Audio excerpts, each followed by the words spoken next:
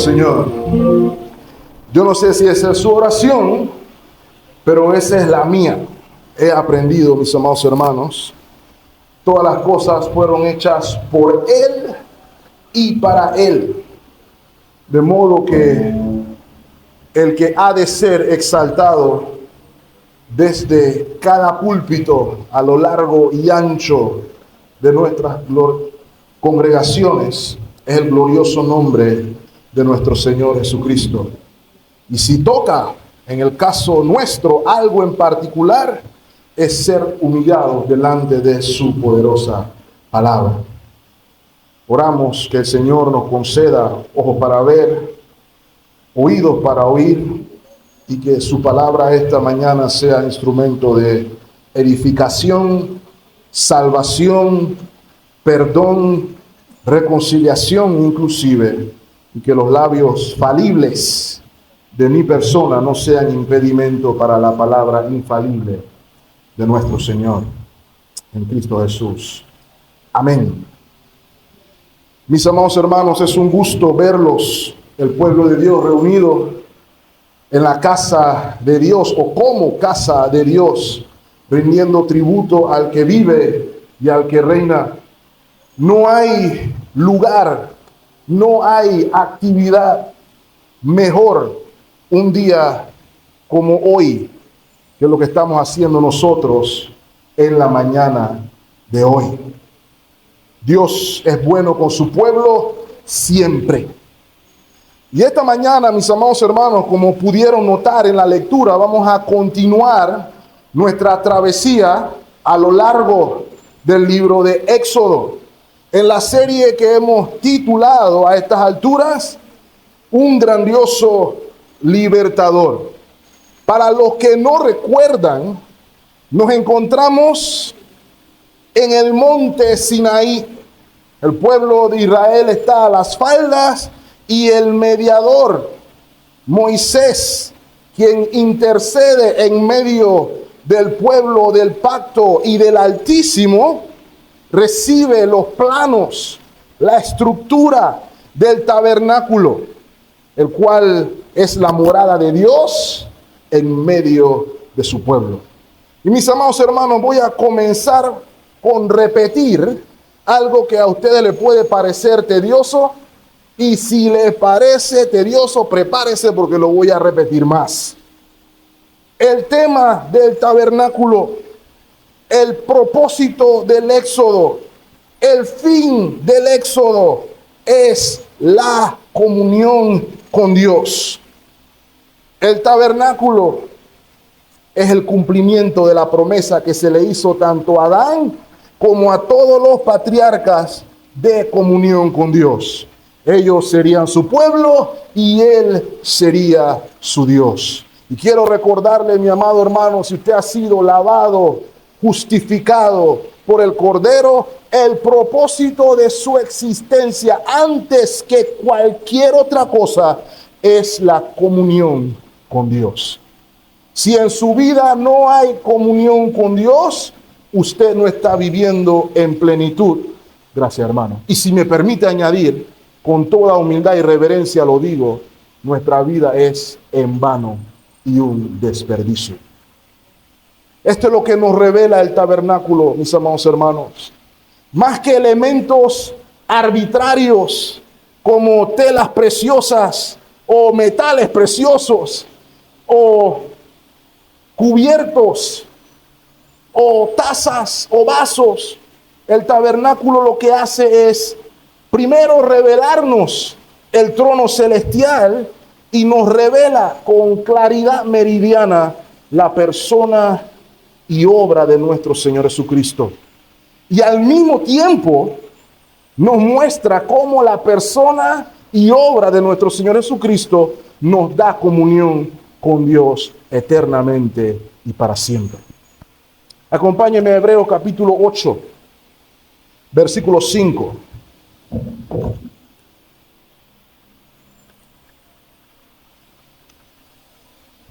Hebreos 8:5, el cual se está refiriendo al tabernáculo. no solamente al tabernáculo, sino al sistema de sacrificio que gira en torno a dicho tabernáculo. Versículo 5 dice, los cuales sirven a lo que es figura y sombra de cosas terrenales, no, de cosas celestiales, como se le advirtió a Moisés cuando iba a erigir el tabernáculo, diciendo, mira, haz todas las cosas conforme al modelo que se te ha mostrado. ¿Dónde, hermanos? En el monte. ¿Ok?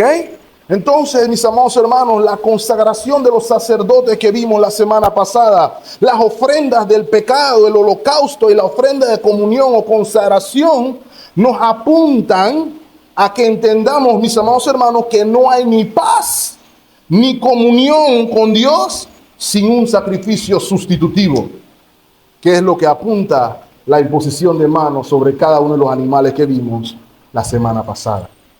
Ahora, ustedes pudieron leer sobre otro altar, y el altar del incienso nos revela algo más de lo que Cristo obtuvo en nuestro favor. Ahora, yo les he dicho ya en diversas ocasiones que algo curioso con el paganismo es que sus deidades y sus dioses tienden a tener una conducta impersonal. Ellos no tienen nada que ver con los hombres. Ellos están en su monte y ellos están en lo suyo, y los hombres están en lo suyo acá, y por lo general ellos saben, los hombres, que existen porque ellos hacen cosas malas allá donde están que afectan a los hombres. Sin embargo, mis amados hermanos, la revelación bíblica nos enseña que el único Dios verdadero, por el contrario, Él es absolutamente personal y partícipe en todos, hermanos, voy a recalcar eso, en todos los asuntos de los hombres. Porque a veces nosotros pensamos que a Él nada más le interesa quién llega el domingo, y Él saca su nota celestial y anota ahí, el hermano tal vino el domingo 9 de junio, ha anotado. Vamos a ver si viene el otro domingo. La relación de Dios con sus hijos no es solamente los domingos, sino que es domingo, lunes, martes, miércoles, jueves, viernes, sábado y domingo. Y no solamente en la mañana, sino todo el día, todos los días, todo el tiempo. Dios está interesado en todos sus asuntos, todos y cada uno de ellos. Es lo que enseña la Escritura. Por eso somos conscientes de que nuestro Dios no solamente habla, sino que también escucha. Y su pueblo entonces tiene, en virtud de eso, comunión y comunicación con Él. Y lo que vamos a ver hoy es que solamente eso es posible en relación al sacrificio por el pecado. ¿Cuál es mi tesis esta mañana, mis amados hermanos? Que el sacrificio sustitutivo de Cristo hace posible oraciones fragantes delante del Señor.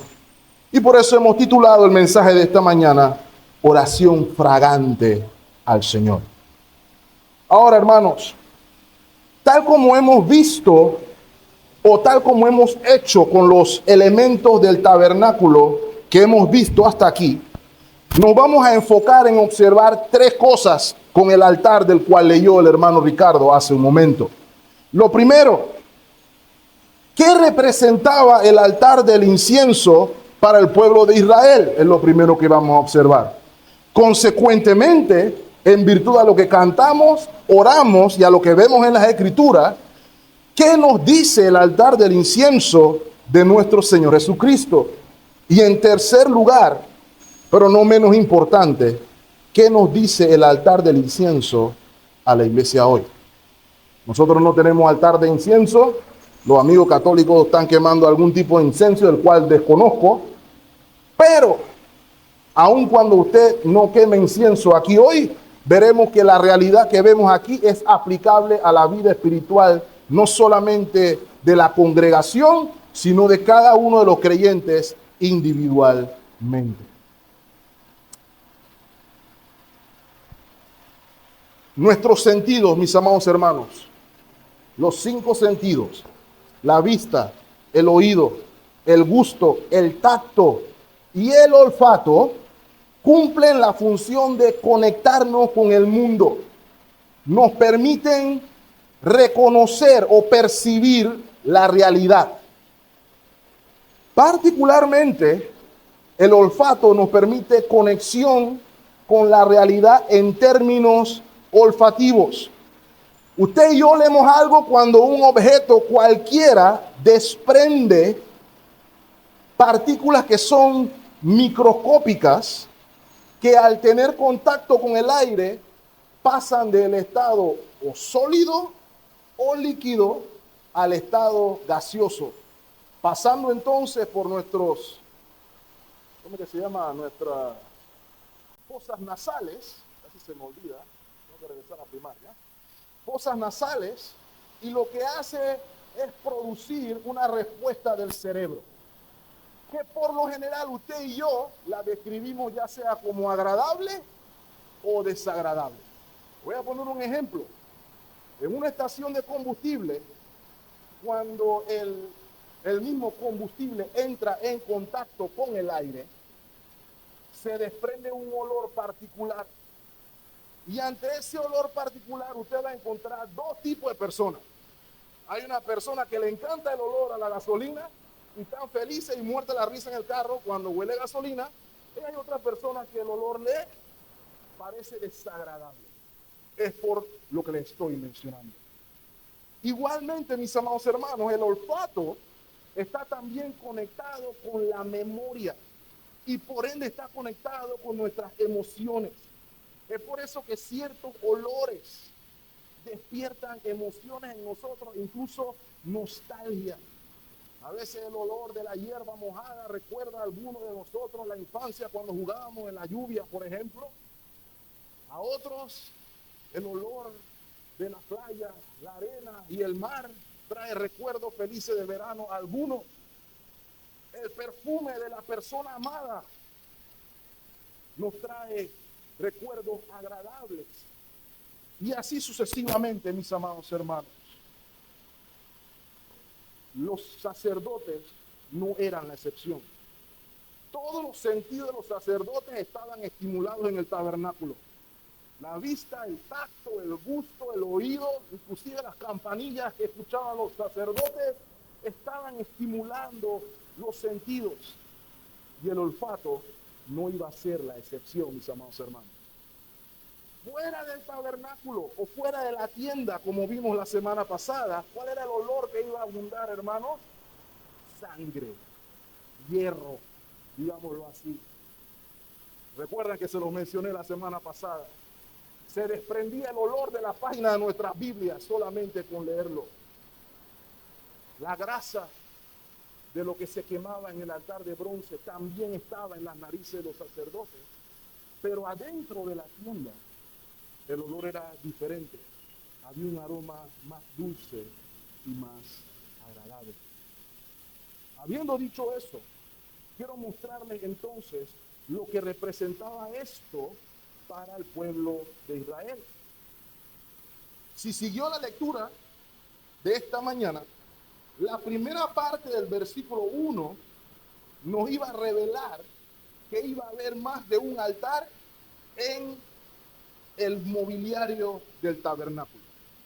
Lo que nos vamos a dar cuenta inmediatamente, conforme a la primera parte del versículo 1, es que el propósito de este altar era diferente al propósito del altar de bronce. Sin embargo, quiero que noten, mis amados hermanos, que aún así vamos a observar que el altar del incienso está ligado directamente con el altar de bronce. Lo que se debía quemar en este altar, nos dice el versículo 1, era incienso. La raíz de la palabra que ustedes ven ahí traducida como incienso se refiere a la combustión de una sustancia aromática o de incienso. Y sabemos, mis amados hermanos, que el incienso, en términos sencillos, es una sustancia que cuando se le prende fuego, huele lo que muchos consideran agradable. Porque para gusto los colores, hay algunos que el incienso no les gusta. ¿Okay? A mí no me gustaba cuando mi abuela prendía incienso, por ejemplo. ¿Okay? Pero en teoría es mejor el olor del incienso que el olor de las medias sucias que podía haber en mi cuarto. ¿Cierto o falso? Si había que escoger, nos vamos con el incienso. Esa es la premisa. ¿Ok? Ahora, el texto nos va a hablar de su elaboración, la del altar. Lo vemos en la segunda parte del versículo 1 hasta el versículo 5. Observamos que los materiales no son a todos conocidos, ¿cierto? Porque lo hemos visto a lo largo de la historia de lo que hemos visto hasta aquí. Primero, madera de acacia, 45 centímetros por 45 centímetros, o sea que era cuadrado y tenía como 90 centímetros de alto. Y al igual que el altar de bronce, tenía que tener salientes o cuernos igualito al altar de bronce. ¿Cuál era la intención entonces? Lo vamos a ver en un momento con calma. No obstante, no solamente se tenía que utilizar la madera de acacia, sino que debía estar cubierta en su totalidad de oro puro, como usted puede leer en el versículo 3. Además, este mobiliario no se podía transportar de cualquier manera tampoco, no se podía levantar en peso y llevarlo a cualquier lado, porque al igual que el arca, el que tocaba eso sin permiso tenía un serio problema. Así que debía llevar unos 4 anillos de oro a través de los cuales se pondrían unas varas de madera de acacia recubiertas también de oro. Todo esto es muy importante, mis amados hermanos. A continuación, Moisés, a partir del versículo 6, iba a explicar su ubicación, dónde se iba a poner ese altar de incienso. Ahora, si usted notó, ya el hecho de que el altar de incienso fuera de oro tenía que darle una idea de dónde se debía ubicar. El oro, como ya les he mencionado, mis amados hermanos, es un símbolo de la santidad y de la majestad de Dios, el valor incalculable de su majestad. Y si recuerdan bien, mis amados hermanos, solamente los elementos que estaban dentro de la tienda eran de oro puro. ¿Ok? Entonces, el versículo 6 nos dice que el altar de incienso iría en el lugar santo, frente al velo que separa el lugar santo del lugar santísimo, estaría al frente del arca del pacto sobre el propiciatorio. ¿Dónde estaría el propiciatorio, mejor dicho? Ahora, hermanos, note lo que dice el final del versículo 6 de nuestro texto. ¿Dónde me encontraré contigo? Ese era un punto de encuentro, era un punto de comunión y un punto de relación, mis amados hermanos. Si ustedes lo que raya su Biblia, les exhorto que la raya ahí, porque ese punto es clave en todo el relato. Ahora, luego de su propósito, luego de su elaboración y luego de su ubicación, Moisés recibe las instrucciones del uso, las cuales usted y yo vemos a partir del versículo 7. Note, Aarón en primera instancia, como sumo sacerdote, estaba encargado de hacerlo, pero el oficio del altar de incienso era de todos los sacerdotes. Pero aquí se menciona a Aarón como representante de todos los sacerdotes. El único lugar al que los demás sacerdotes tenían acceso restringido era el lugar santísimo. Y el sumo sacerdote o Aarón podía entrar, sí, cuando quería, no. Una vez al año, lo cual es importante aquí también. Entonces, Aarón debía hacer 2 cosas, entre otras. Debía encender el altar de incienso. ¿Cuántas veces ve usted, hermano, al día? 2 veces al día. Cada mañana. Probablemente esa era la primera actividad del día, junto con el encendido de la lámpara. ¿Cuál es la lámpara? El candelabro del cual nos habló el hermano Carlos. Entonces, los sacerdotes estaban encargados no solamente de que la lámpara estuviera encendida continuamente, sino que el altar del incienso estuviera encendido continuamente. Era la primera actividad del día y la última actividad del día, lo cual se debía hacer continuamente todos los días de Dios, de lunes a domingo, hasta la vigencia o durante la vigencia del pacto o del sistema levítico, como nos dice el versículo 8. Ahora, hermanos, voy avanzando brevemente. No solamente el Señor da las instrucciones del uso con respecto al altar, Dios da también las prohibiciones del uso. Él les dice a Moisés cómo van a usar el altar y les dice también cómo no vas a usar el altar. Eso es muy importante también. Si usted continúa leyendo el versículo 9, usted notará primeramente que quedaba terminantemente prohibido el quemar incienso que no estuviera certificado. La Toyota, entre otros compañías fabricantes de automóviles, le dice a todos sus clientes que a la hora de comprar repuestos, utilice repuestos certificados Toyota. Van a ser más caros, dicen ellos, no se preocupe, le vamos a cobrar un poquito más, pero le garantizamos que primero le van a quedar, segundo que le van a funcionar y tercero que le van a dar el auto el tiempo de vida que nosotros consideramos que debe. Esta es su versión. Hasta que usted y yo vemos el precio de los productos certificados y decimos, creo que me la voy a rifar con el genérico y veremos hasta dónde me llega eso. Igualmente, el fabricante de carro le puede decir que su carro está certificado para utilizar gasolina de 95 octanos. Y usted puede decir, bueno, la cosa está dura, la gasolina de 95 octavos está cara, octanos, perdón, la 91 octavos está más barata y en pandemia estaba subsidiada. Y algunos dijeron, va con el 91. No obstante, eso podía traer daños mecánicos al automóvil, no necesariamente al instante, pero eventualmente usted iba a comenzar a escuchar un traqueteo adentro de ese carro de alguna manera. ¿Ok? Usted podía perder o causarle un daño severo a su automóvil. ¿Por qué digo todo esto, hermanos? Las implicaciones en el altar de incienso eran exponencialmente peores, mis amados hermanos.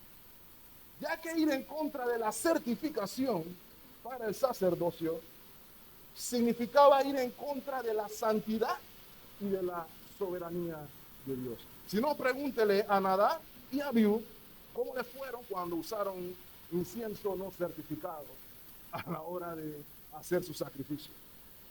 Ahora, hermano, usted se preguntará, ¿y ese incienso qué era? Era el incienso que vende el chinito. Bueno, hermano, usted no va a conseguir ese incienso. El incienso certificado lo vemos un poco más adelante. Adelántese conmigo al versículo 34 de nuestro texto. Éxodo 30, 34.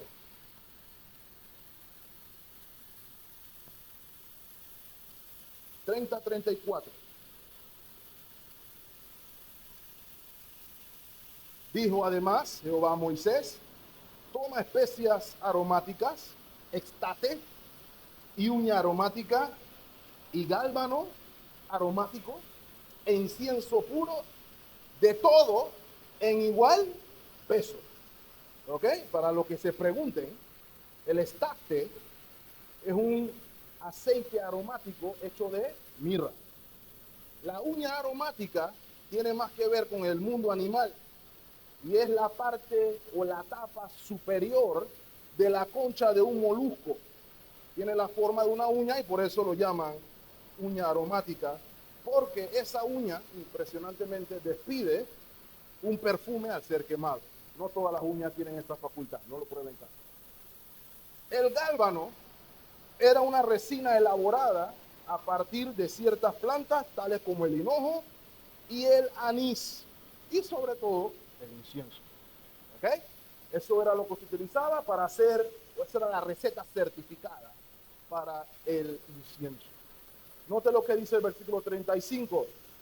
y harás de ello el incienso, un perfume según el arte del perfumador, bien mezclado, puro y santo. Ahora, si usted quisiera hacerlo hoy, es prácticamente imposible porque no todos los materiales se consiguen hoy. Buena suerte encontrando la uña, por ejemplo. Note lo que dice el versículo 36. Y molerás parte de él en polvo fino y lo pondrás delante del testimonio en el tabernáculo de reunión, donde yo me mostraré a ti. ¿Qué más dice? O será cosa santísima. ¿Qué quiere decir eso? Era de uso exclusivo para el Señor. Por eso usted ve el versículo 37.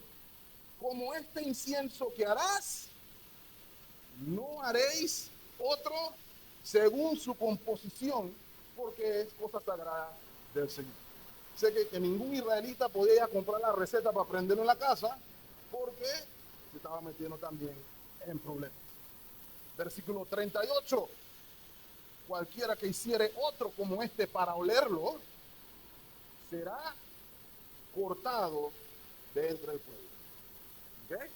Lo podemos decir bonito, será excomulgado, o lo podemos decir feo, será exterminado de entre el pueblo. Esa es la premisa. ¿Okay? Lo otro que se nos dice ahí también es que no se podía utilizar como el altar de bronce. No se podían quemar holocaustos, no se podía quemar ninguna otra ofrenda, ni se podía quemar vino allí. El uso era exclusivamente para el incienso. ¿Okay? Vamos entonces al versículo 10. Es importante notar algo, hermanos. Pareciera que el relato está desordenado, ¿cierto? Ya habíamos salido del mobiliario del tabernáculo por allá por el capítulo 25. Sin embargo, nos vemos aquí en el capítulo 30 con otro elemento interior del tabernáculo. Y hay mucha especulación al respecto. Pero hay algo que les quiero recordar, hermanos. Nuestro Dios no es un Dios caprichoso y mucho menos es un Dios descuidado. No es que a Moisés se le olvidó cuando estaba redactando el testimonio bíblico y dijo, ay, se me olvidó meter el altar de bronce, así que lo voy a meter aquí, por acá abajo.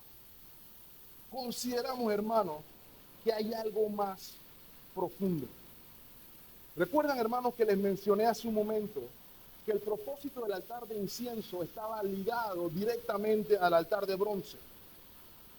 Y consideramos, hermanos, que el versículo 10 permite ver esa relación. Por ejemplo, la primera parte del versículo 10 nos dice que el altar del incienso debía ser purificado. ¿Por quién? Por el sumo sacerdote una vez al año por la sangre del sacrificio de la expiación, la cual es la misma sangre que se pondría sobre el arca del pacto. Y dicho sacrificio se hace en el altar de incienso, de bronce, perdón. O sea que en el altar de bronce se sacaba una vez al año una taza con sangre y adentro, en el lugar santo, se tomaba de la sangre y se untaba con los dedos en los cuernos del altar del incienso y sobre el propiciatorio. ¿Ok? Lo segundo que nos dice el versículo 10 es que ese ritual debía realizarse por todo el tiempo que estuviera en vigencia el antiguo pacto o el pacto levítico. Y la tercera parte del versículo 10 nos dice que este sería un altar muy santo al Señor. Todo eso nos indica, mis amados hermanos, que todo lo que se iba a hacer en el altar del incienso era solamente posible en virtud de lo que se hizo en el altar de bronce. Sin el sacrificio del altar de bronce, no hay ministerio ni ofrenda en el altar del incienso. Y es importante que usted note eso, mi amado hermano. Ahora, yo sé lo que están pensando. Ya llegamos al versículo 10. Y yo no les he dicho qué significaba para el pueblo de Israel el altar del incienso. Y la respuesta, hermano, es que el texto no nos dice el significado del altar del incienso. Sin embargo, podemos irnos al resto del testimonio bíblico para hacerlo. Y voy a pedirles que vayan conmigo primero a ver dos pasajes del Antiguo y uno del Nuevo. Vamos al Antiguo Testamento. Salmo 141. Salmo 141, versículo 1 y 2.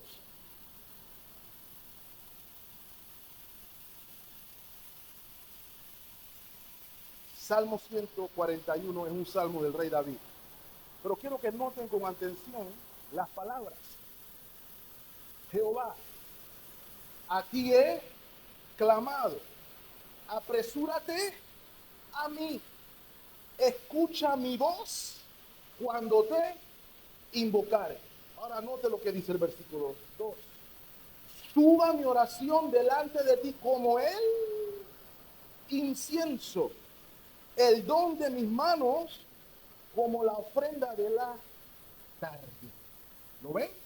El rey David es quien escribe el salmo en medio de diferentes luchas, circunstancias, enemigos, pero en medio de su clamor, la mente del rey, si se dan cuenta, estaba puesta en el altar del incienso y el ritual que lo acompaña. La oración que suba como incienso y que mis manos se eleven como la ofrenda de la tarde. ¿Cuántas veces se quemaba el incienso en el tabernáculo, hermano? En la mañana y en la tarde. El rey David está haciendo aquí una equivalencia entre el incienso y la oración.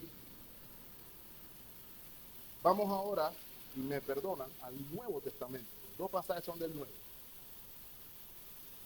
Lucas capítulo 1,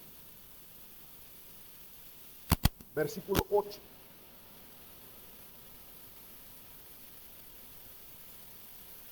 Lucas 1, versículo 8. Aconteció, este es el papá de Juan el Bautista, por cierto. Aconteció que ejerciendo Zacarías, ¿qué cosa, hermanos? El sacerdocio delante de Dios, según el orden de su clase, o sea, levita, número 9, conforme a qué cosa? A la costumbre del sacerdocio. ¿Qué le tocó hacer? Ofrecer el incienso entrando en el santuario del Señor. Así que le salió el papelito y le tocaba a Zacarías ir a ofrecer el sacrificio de incienso en la mañana o en la tarde, no dice ahí. ¿Ok? Número 10. Y toda la multitud del pueblo estaba, ¿dónde, hermano? Afuera, jugando bingo. Dice ahí. Estaba fuera orando. ¿A qué hora? A la hora del incienso. Y versículo 11 nos dice que se le apareció un ángel del Señor puesto en pie a la derecha del altar del incienso. ¿Okay? El ángel aquí puede representar una oración respondida. Ahora, el ángel le habló a Zacarías y Zacarías no le creyó, eso es otro asunto después. Pero lo que quiero que observen aquí es que el pueblo iba a hacer qué cosa a la hora del incienso, a orar. ¿Ven la conexión? Un pasaje más. Apocalipsis, capítulo 8, versículos 3 y 4. Vamos a un punto aquí, hermano. Otro ángel vino entonces y se paró delante del altar con un incensario de oro y se le dio mucho incienso para hacer qué, hermanos, para añadirlo a las oraciones de todos los santos sobre el altar de oro que estaba donde delante del trono. ¿Okay?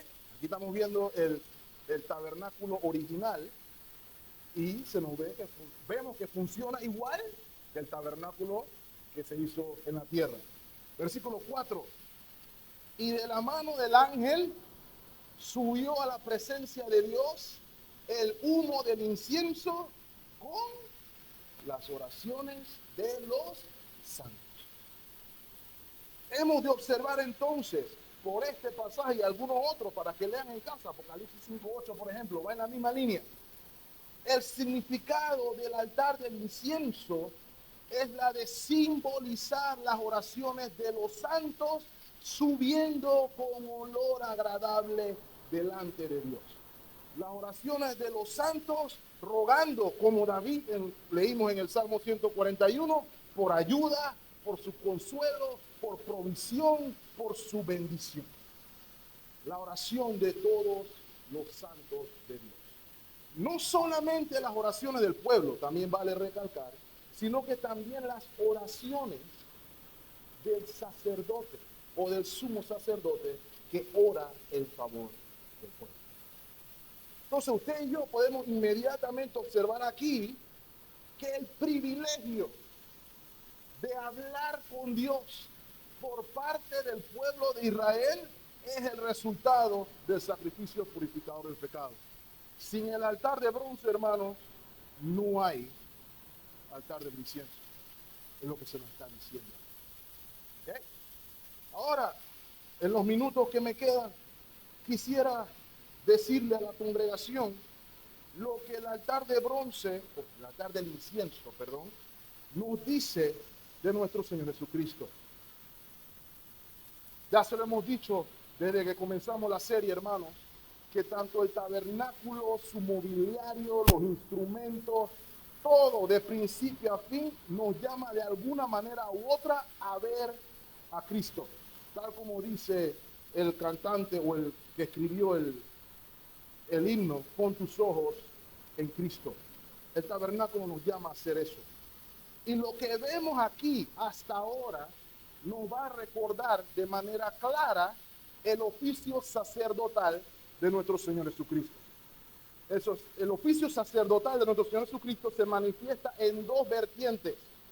La primera, la vimos la semana pasada, el orden sacrificial o el aspecto sacrificial del ministerio del Señor Jesucristo. Vimos la semana pasada que nuestro Señor no solamente ofrece los sacrificios por la expiación del pecado, sino que Él mismo es el sacrificio por la expiación del pueblo que representa. Él no solamente es el que ofrece el sacrificio, sino que Él mismo es el sacrificio. Y notamos entonces que el sacrificio no solamente obtuvo el perdón de su pecado y el mío, hermano, porque a veces pensamos que la salvación y decimos, ¿qué fue lo que hizo Cristo por mí? Bueno, Cristo perdonó mis pecados. Hermano, permítame decirle que Cristo hizo mucho más que perdonar sus pecados. Perdonar sus pecados es bastante, sin duda, pero Él hizo mucho más que eso. Y lo segundo lo vemos aquí. En el perdón de pecado, usted entonces obtiene acceso directo a Dios, acceso por el cual usted puede clamar, por ejemplo, Abba Padre. En virtud del sacrificio de nuestro Señor Jesucristo. Acompáñeme a Hebreos capítulo 10, Hebreos 10.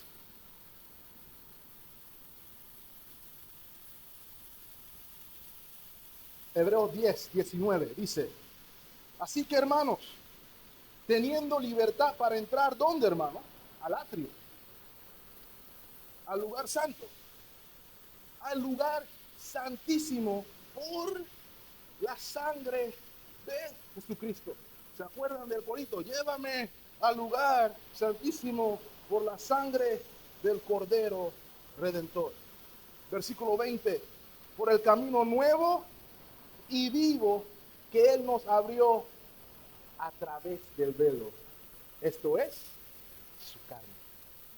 Mis amados hermanos, quiero que entiendan, esto es lo que significa orar en el nombre de Jesús. Cuando yo digo en el nombre de Jesús, no estoy diciendo una palabra mágica. No estoy invocando cosas cuando digo en el nombre de Jesús. Usted puede pensarlo, pero eso no es lo que sucede. No es meramente la clausura de una oración. Cuando yo oro en el nombre de Jesús, lo que estoy haciendo es reconocer de manera real, consciente, continua, de que es por Él, de que es por su sacrificio que usted y yo tenemos siquiera la capacidad de enunciar una palabra delante de Dios que Él reciba con agrado. Este es uno de los eventos que dice, todos somos hijos de Dios. El tabernáculo prueba que no. Las oraciones que Dios recibe, porque Él escucha todo, Él es omnisciente, pero las oraciones que Él recibe son las que vienen de haber sido limpiadas en el altar de bronce. Y recibe con olor fragante aquellas que vienen del altar del incienso. Si no es por Cristo, hermano, sus gracias a Dios no llegan ni al techo, hermano. No llegan ni al techo. William Warford, por allá por los años 1840, escribió el himno 413 en el himnario. Oh dulce, grata oración se llama el himno. Quiero leerle la primera estrofa. Oh dulce, grata oración, tú del contacto mundanal me elevarás a la mansión del tierno Padre celestial. Continúa diciendo, huyendo yo la tentación y toda influencia terrenal, noten, por Cristo que murió por mí, será mi ruego oído allí. La sangre de Cristo no solamente obtuvo el perdón de su pecado, sino que abrió el oído de Dios particularmente a su oración y a la mía. El otro aspecto del sacerdocio de nuestro Señor, el cual debemos reconocer, mis amados hermanos, que muchas veces es desconocido o olvidado, es el aspecto intercesor del sacerdocio. La obra que vemos realizada en nuestro texto de mantener el altar encendido 2 veces al día nos apunta a la intercesión continua y permanente de nuestro Señor Jesucristo delante de Dios. El altar tenía que estar encendido siempre. ¿Y quiénes lo tenían que mantener encendido, hermanos? Los sacerdotes. Ese era su deber. Las oraciones tenían que estar subiendo todo el día, todos los días. Eso es lo que hace Cristo por usted y por mí, ¿lo sabía? Primera de Juan, capítulo 2, versículos del 1 al 2. Dice el apóstol Juan, hijitos míos, estas cosas os escribo para que no pequéis. Y si alguno hubiere pecado, ¿qué dice ahí?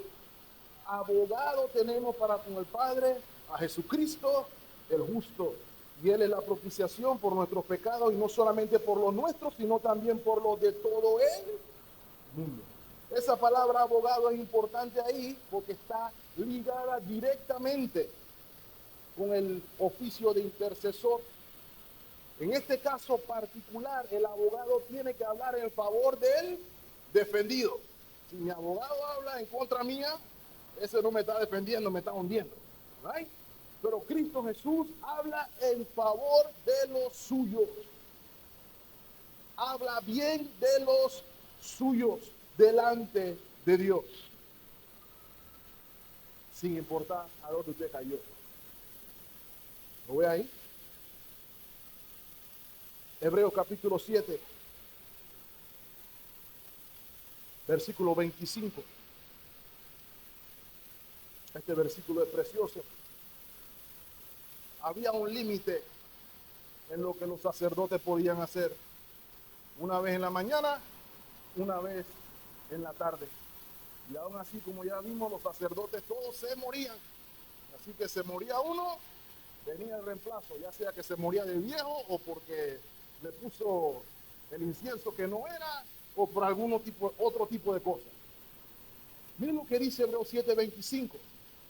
Y es un recordatorio, hermano, que todo lo que veíamos en el sistema levítico nos está apuntando a una realidad mejor hoy, por la cual el sumo sacerdote, Jesucristo, puede también salvar de vez en cuando, una vez al mes, una vez al día. No, perpetuamente a los que por él se acercan a Dios, viviendo siempre para interceder por ellos. Romanos 8, versículo 34. Pablo está haciendo la magnífica explicación del alcance del amor de Dios. Recuerden lo que dice el versículo 34. ¿Quién es el que condenará? Cristo es el que murió, más aún el que también resucitó, el que además está donde, hermanos, a la diestra de Dios, haciendo qué cosa, intercediendo por usted y por mí eternamente. El altar de incienso también apunta al oficio sacerdotal de nuestro Señor Jesucristo, intercediendo en favor de aquellos de que por la fe se han acercado a Él. Ahora es interesante, hermanos, cómo trabajan juntos los dos altares, porque el altar de bronce nos apunta hacia su muerte, pero el altar de incienso nos apunta a su exaltación, a su resurrección. Porque murió, nuestros pecados son perdonados, y porque Él vive, Él intercede por nosotros por todos los siglos. Gloria a Dios por nuestro Señor Jesucristo. Cierro con esto, mis amados hermanos. ¿Y a mí qué? ¿Qué tiene que ver conmigo entonces el altar de bronce? Lo primero que quiero recordarles, mis amados hermanos, esto aplica directamente con todos aquellos que hemos sido, de acuerdo a lo que vimos la semana pasada, lavados, vestidos, ungidos y perdonados para vivir en consagración por Cristo. Esto es con usted. Esto es conmigo. Dice la Escritura que nosotros hemos sido hechos reino de sacerdotes. Ustedes son real sacerdocio, nación santa, pueblo adquirido por Dios, para anunciar las virtudes de aquel que los llamó de las tinieblas a su luz admirable. Por ende, todos los creyentes son sacerdotes. Todos y cada uno tenemos acceso al trono de la gracia.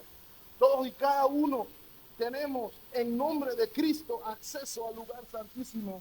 Y usted no tiene que venir a donde mí o a donde nadie. Usted no tiene que ir a donde el párroco, porque solamente hay un solo mediador entre Dios y los hombres, Jesucristo. No es María, ni José, ni ninguno de los santos que andan inventando por ahí. Solo en nombre de Cristo usted tiene acceso al lugar santísimo. Por ende, lo que aprendemos aquí es que la continuidad de la oración, lo primero en la mañana, lo último en el día, aplica para nosotros también. Hablar con Dios es el resultado de un sacrificio purificador del pecado. Usted y yo podemos clamar a Dios en virtud de la persona y obra del Cordero de Dios que quita el pecado del mundo. Por eso esta mañana pudimos todos juntos decir: gracias, Señor, tú eres el medio por el cual tenemos acceso al trono de la gracia. Por eso usted puede orar en la casa, en la mañana, al mediodía y en la tarde también. No estamos restringidos a 2 veces al día, hermano. ¿Saben por qué lo digo? Es lamentable que muchas veces nuestra vida de oración, hermanos, o nuestra vida espiritual esté carente de oración. Y voy a plantearle una tesis porque probablemente usted no lo había visto así. Si usted es creyente y usted no ora, y hermano, me estoy predicando a mí también, pero no lo digo desde la soberbia. Si usted es creyente y usted no ora, usted está negando el sacrificio de Cristo. Porque el sacrificio de Cristo fue hecho para que usted pueda hablar con Dios. Cristo murió en la cruz para que yo pudiera decirle: Dios, gracias por esta comida que voy a comer hoy. Y algunos de nosotros decidimos: no, hoy no tengo nada que hablar contigo, Señor. Hoy quiero hablar de la doctora Polo en la televisión. Hoy quiero gritarle a una película en la televisión. Hoy quiero gritarle a un jugador en la televisión. pero hoy no quiero hablar contigo. Tú moriste en la cruz y todo lo que tú quieras para que yo pudiera hablar con el ser creador del universo, el dador de vida que quiera hablar conmigo, pero creo que es más importante hablar con los vecinos de la calle que hablar contigo. Algunos de nosotros actuamos así. Nuestra vida de oración refleja el entendimiento del Evangelio. Dios mismo espera y anticipa nuestras oraciones como estudiamos en las disciplinas espirituales, ¿cierto, mi amado hermano? De modo que usted como sacerdote está llamado a orar. Piénselo. El hermano Carlos nos recordó que los sacerdotes tenían que tener la luz encendida. ¿Cuánto tiempo, hermano? ¿Sabe que usted tiene que mantener la luz del Evangelio encendida todos los días, todo el día, cuando sale a la calle? Así alumbre vuestra luz delante de los hombres para que glorifiquen a vuestro Padre que está en los cielos. Usted no es la luz, pero usted apunta a la luz. Todos los días usted debe encender la luz. No solamente había que encender la luz todos los días, sino que también había que mantener las oraciones subiendo todos los días. Esa es nuestra vocación como sacerdote. Pero hermano, yo no quisiera que lo viéramos como un deber, porque es más que un deber, por eso lo estudiamos en la disciplina. Es un privilegio que usted tiene para hablar con Dios. Dice la Escritura que Dios no oye pecadores. ¿Quiere decir que está sordo? No, quiere decir que no oye de la manera que escucha a aquello que revivió y redimió por su sangre.